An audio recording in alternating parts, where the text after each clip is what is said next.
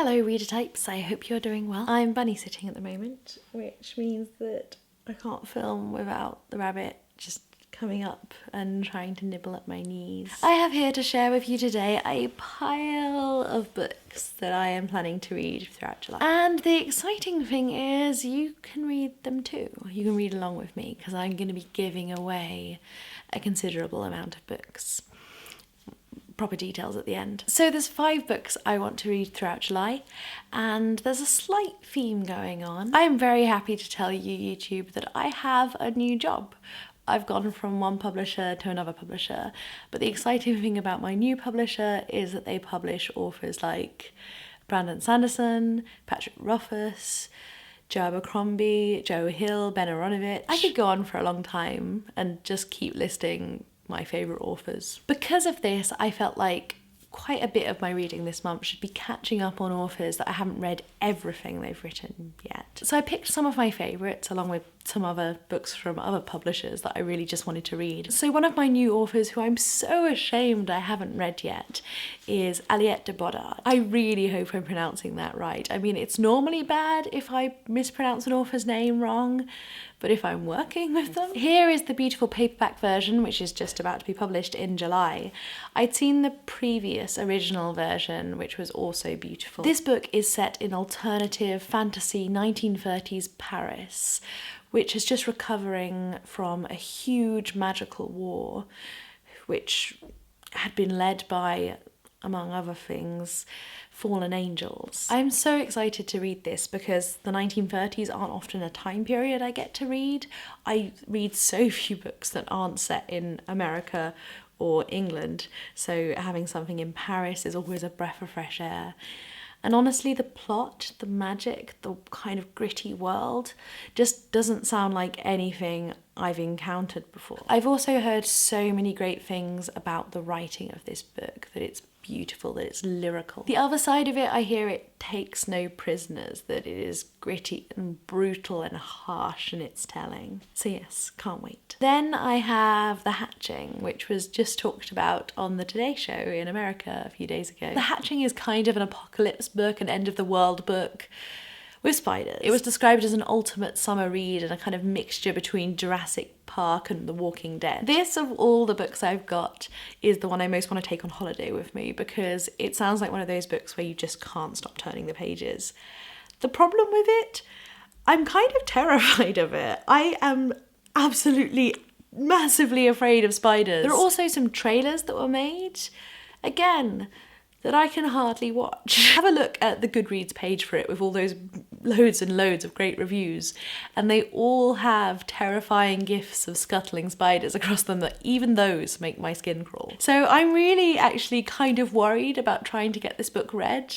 I think I need to do it in a really bright, well-lit place where nothing around me will skitter. Basically, this book is going to make me a horrible mess, but I'll enjoy it. Here is a book I'm not actually working on, one I just really wanted to read, and that is The Hawkweed Prophecy. This just came out really recently, halfway through June, and I was lucky enough to get to meet the author and chat to her at a party Hodder held.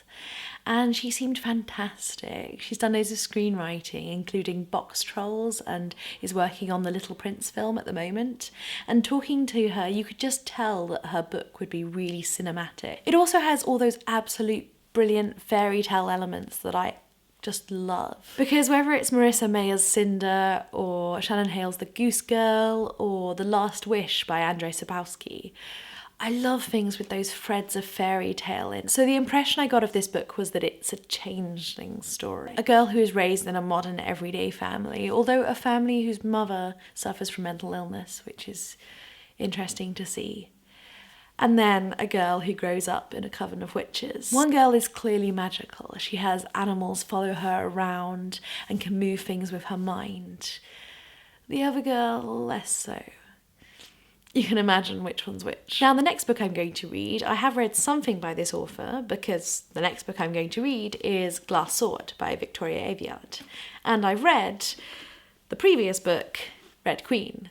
This book was so fantastic. I honestly couldn't get enough of it. These are books that I basically have to recommend to everyone. I say, if you liked The Hunger Games, if you liked The Selection, if you like anything by Lauren DeStefano, which, let's be fair, that's most people. It is all that is good about YA fantasy, YA dystopia almost. If you have Silverblood, you have unimaginable, unstoppable magical powers. If you have Red Blood, you're ordinary. You're like you or me. So you can imagine that in this world, the Reds are really oppressed. They're made to do all the menial work. They're conscripted for the army. The Silvers are the all-powerful totalitarian overlords. Until one day, our protagonist Mare, who is sure she's going to be conscripted off to the war effort, which is basically a death sentence like her 3 brothers before her have, finds out that despite bleeding red blood, she has one of these amazing powers. I seriously loved this book. I loved Mare having to hide among the Silvers and try and pretend to be one of them. I loved the weird relationships she had with the 2 Prince brothers and the twists in the story that I really couldn't see coming at all. So yeah, I'm really surprised that it took me this long to even get onto the second book. But now it's happening. I really can't wait to find out what happens to Cal and Maven and Mare. I don't want to spoil Red Queen for anyone who hasn't already read that, but the end of that book, everything happens and you just kind of wonder where on earth she's going to go from here. Finally, the last book I'm going to try and read in July is 13 Minutes by Sarah Pinborough. The reviews for this book have been fantastic. The Telegraph has named it as one of its best YA books of 2016. I love the quote that's on the front from the Times, which is "Mean Girls for the Instagram age." This book is meant to be creepy, it's meant to be thrilling, it's meant to be unputdownable. This book is about a girl who died for 13 minutes. She was brought back to life again, she was revived, but she's now determined to find out what happened to her. So one of the reasons I picked this book out is I'm not much of a thriller reader, I'm not much of a crime reader, but I've slowly been tiptoeing into those genres more and more with things like Robert Galbraith. But because a lot of what I read is YA, I wanted to find YA thriller, and this has been recommended to me most highly as some of the best YA thriller there is out there. So there you have it, guys. That's going to be my reading for July. And as I promised you, it could be your reading as well. I mean, any of you are absolutely free to go out and get those books and read along with me. Send me your thoughts. I'm going to be tweeting about it and putting all my thoughts on Instagram. But 3 of you, very lucky people, could win that whole stack of books I was just holding up. I will be hosting 3 separate competitions, one on Instagram, one on Facebook, one on Twitter, all the links below. And in those 3 different places, you have 3 different chances to win that whole stack of 6 books. A special addendum to the Instagram giveaway is that you can also win this beautiful book. Potted Children's, who gave me the Hawkweed Prophecy, were kind enough to give me this to go with it. So if you want to win this clockwork necklace, Instagram is a competition for you. But for as many chances as possible to go and win all those books, do go enter on all 3 platforms. Anyway, let me know what you think of my choices for this month's reading in the comments down below. Maybe you've read some of them already, or maybe these were books that you were planning to read as well. I want to know. Also, I'm already planning what kind of books I should read for August, and I particularly want to look for new releases. So if you know a new book that's coming up that I should read, tell me what it is and I'll see if I can get hold of it. Other than that, guys, I will see you in my next video.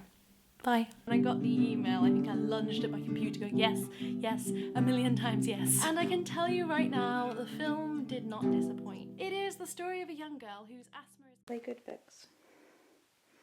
Please don't eat them.